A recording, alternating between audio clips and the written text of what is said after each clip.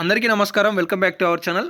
తెలంగాణ రాష్ట్రంలో కొత్త ఆసరా పెన్షన్ల పథకాన్ని ఎప్పుడు ప్రారంభించబోతున్నారు? లబ్ధిదారులకి ఆ నిధులు 4016 6016 రూపాయలు చేయూత పథకం ద్వారా ఎప్పుడు అందించబోతున్నారనే సమాచారం ఈ వీడియోలో తెలుసుకుందాం.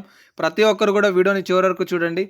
ఎలాంటి లేటెస్ట్ అప్డేట్ ఉన్నా మన ఛానల్ ద్వారా మీ ముందుకి సమాచారాలను ప్రతిరోజు తీసుకొచ్చే ప్రయత్నం నేను చేస్తుంటాను. కాబట్టి ఛానల్ని సబ్స్క్రైబ్ చేసుకోకుండా ఫాలో కాకుండా ఎవరైనా చూస్తున్నట్లయితే సబ్స్క్రైబ్ చేసుకునే ప్రయత్నం అయితే చేయండి. ఈ వీడియోని కూడా ఒక లైక్ చేయండి.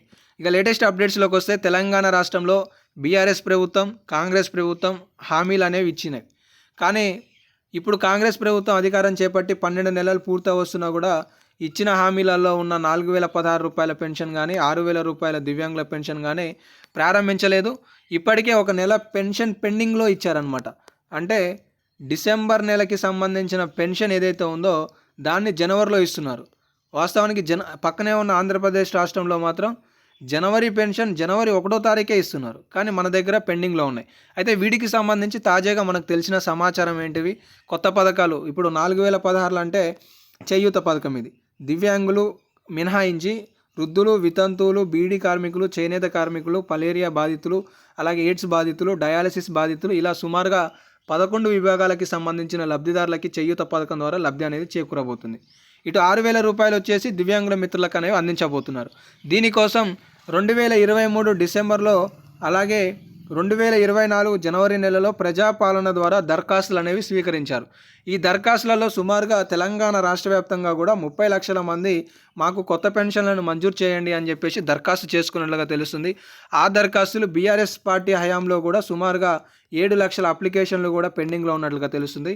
ఈ 37 లక్షల అప్లికేషన్లను రాష్ట్ర ప్రభుత్వం అధికారులకు ఆదేశాలు జారీ చేసి ఒక కొత్త రిపోర్ట్లను, నివేదికలను రెడీ చేయండి.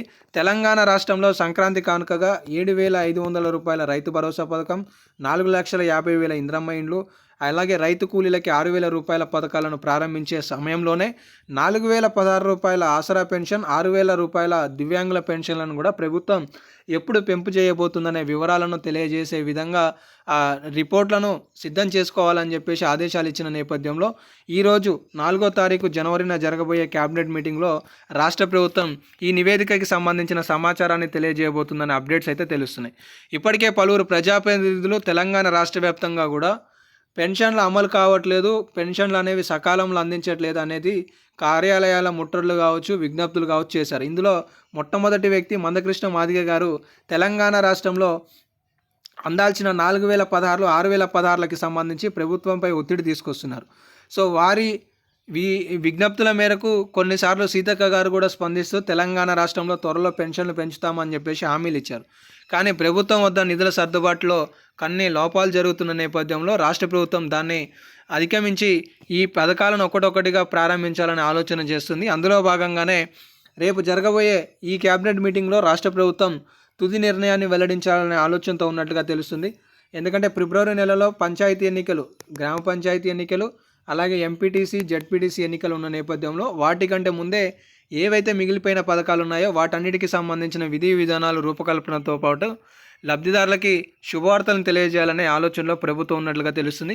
కాబట్టి తెలంగాణ రాష్ట్రంలో కొత్త పెన్షన్లు అనేవి ఈ జనవరి నెలలోనే ఆమోదం ముద్ర పడే అవకాశాలు అయితే కనిపిస్తున్నాయి. ప్రభుత్వం తీసుకునే విధి విధానాలు, నిర్ణయాలకి సంబంధించి ఏ ఒక్క లేటెస్ట్ అప్డేట్ వచ్చినా మీకు ఈ విధంగానే తెలియజేస్తుంటాను. కాబట్టి మిస్ కావద్దు అనుకుంటే మన ఛానల్ని సబ్స్క్రైబ్ చేసుకొని ఫాలో అవుతుండండి. ప్రస్తుతానికి ఈరోజు నా అప్డేట్స్ అయితే ఇవి. సో ఇంకా అప్డేట్స్ వస్తే తెలియజేస్తాను. ధన్యవాదాలు.